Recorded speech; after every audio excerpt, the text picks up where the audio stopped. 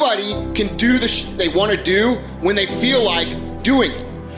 Anybody can go to the gym when they feel like going to the gym. Anybody could show up to work and give 100% when they're in the mood to do so.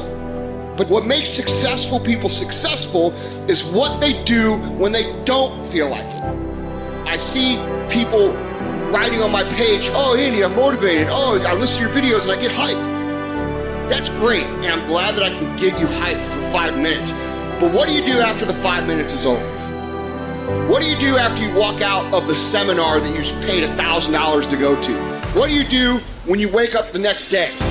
What do you do when you have to either do what it is you know you're supposed to do without somebody there to supervise you, or you get to take the play off because no one's gonna know the difference? Those are the things that make up success. That's discipline. The practicing, the developing the discipline that when applied consistently can get you to the next level. If you look at the true warriors of humanity, you look at the true empire builders, you look at the true titans who are constructing a better world, they're less about pleasure seeking because they understand that if you want to have a great life, a soaring life, look at what most people do and do the opposite. Growth comes through discomfort. You look at a great athlete, it's the way they show up in the championship game is simply how they showed up in the lonely light of the early hours at practice. To have the results, only 5% of the population have. You've got to be willing to do the things that only 5% of the population are willing to do.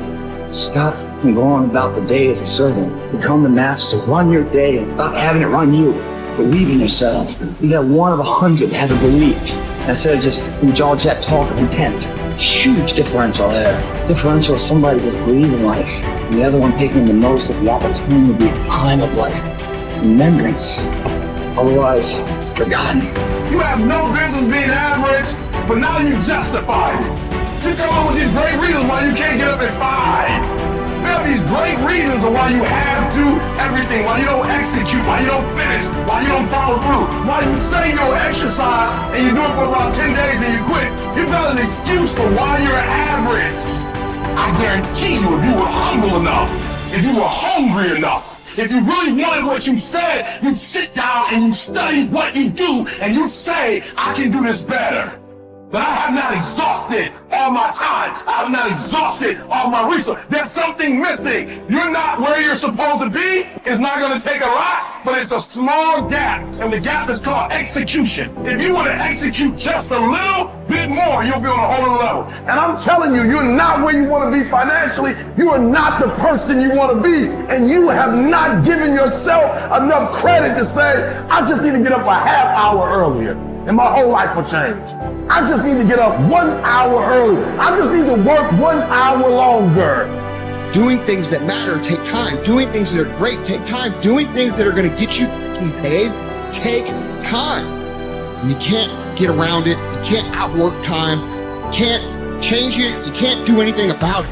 It's just going to take time. And if you can understand aggressive patience, you can put it into play in your life, you can not only achieve everything you want to achieve, but you can do so with a sense of calm, with a sense of confidence, with a sense of certainty that your life is going to turn out the way that you want it to. It takes faith.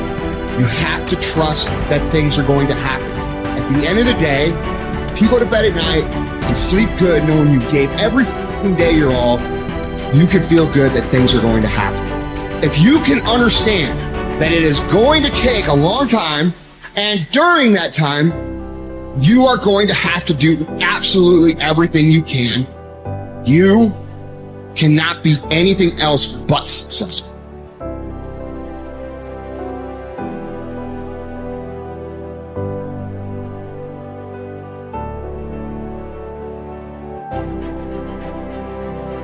You need structure, you need predictability, and you need more of it than you think, just to keep you sane. Now, if you're lucky, and maybe a bit odd, you can deviate 5% from the norm, or 10% from the norm, or something like that, carefully and cautiously, as long as the rest of you is all well ordered in a normative manner. You might be able to get away with that, and you might be able to sustain it across time, and people might be able to tolerate you if you do it, or maybe you'll get really lucky and you happen to be creative but reasonably well put together, and people will actually be happy that there's something idiosyncratic and unique about you. But even under those circumstances, mostly what you want is to have a routine that's disciplined, that's predictable, and bloody well stick to it. You're going to be way healthier and happier and saner if you do that. And then the other thing that you need, because this is one of the things the psychoanalysts got wrong, I think, is that they overestimated the degree to which sanity was a consequence of being properly structured internally, you know? Because from the psychoanalytic point of view, you're sort of an ego, and that ego is inside you. And of course, it rests on an unconscious structure. But the purpose of psychoanalysis is to sort out that unconscious structure and the ego on top of it, and to make you a fully functioning and autonomous individual. But there's a problem with that, because the reason that you're sane as a fully functional and autonomous human being isn't because you've organized your psyche, even though that's important. The reason that you're sane if you have a well-organized unconscious and ego is because other people can tolerate having you around for reasonably extensive periods of time and will cuff you across the back of the head every time you do something so stupid that people will dislike you permanently if you continue. And so what people are doing to each other all the time, just non-stop, is broadcasting sanity signals back and forth, right? It's like you smile at people if they're not only behaving properly, but behaving in a way that you would like to see them continue to behave. You frown at them if they're not, you ignore them if they're not, you shun them, you roll your eyes at them, you manifest a disgust face, you don't listen to them, you interrupt them, you won't cooperate with them, you won't compete with them. It's like you're blasting signals at other people about how to regulate their behavior so frequently, well, it just makes up all of your social interaction.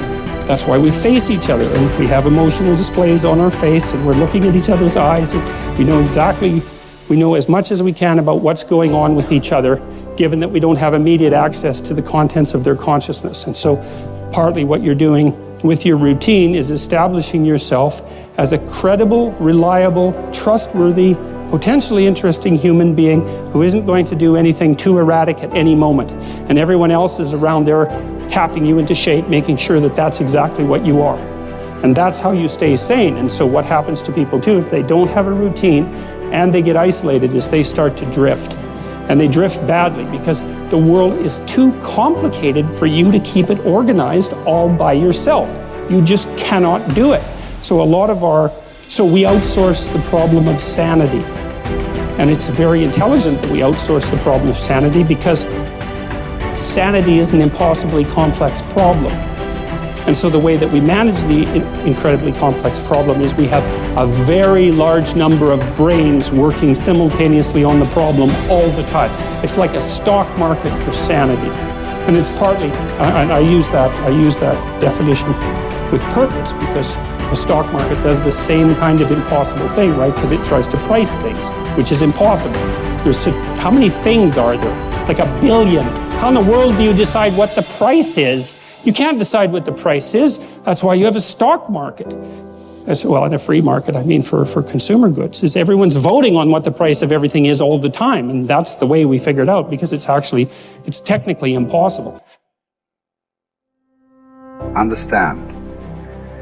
Your mind is weaker than your emotions, but you become aware of this weakness only in moments of adversity. Precisely the time when you need strength. What best equips you to cope with the heat of battle is neither more knowledge nor more intellect. What makes your mind stronger and more able to control your emotions is internal discipline and toughness. No one can teach you this skill. You cannot learn it by reading about it. Like any discipline, it can come only through practice, experience, even a little suffering. An active life serves the purpose of giving man the opportunity to realize values in creative work, while a passive life of enjoyment affords him the opportunity to obtain fulfillment in experiencing beauty, art, or nature. But there is also purpose in that life which is almost barren of both creation and enjoyment, and which admits of but one possibility of high moral behavior, namely in man's attitude to his existence, an existence restricted by external forces. A creative life and a life of enjoyment are banned to him. But not only creativeness and enjoyment are meaningful. If there is a meaning in life at all, then there must be a meaning in suffering. Suffering is an ineradicable part of life, even as fate and death. Without suffering and death, human life cannot be complete. As his mind becomes purer and his emotions come under control, his thoughts become clearer and his instincts truer. As he learns to live more and more in harmony with his higher self, his body's natural intuition becomes active of itself.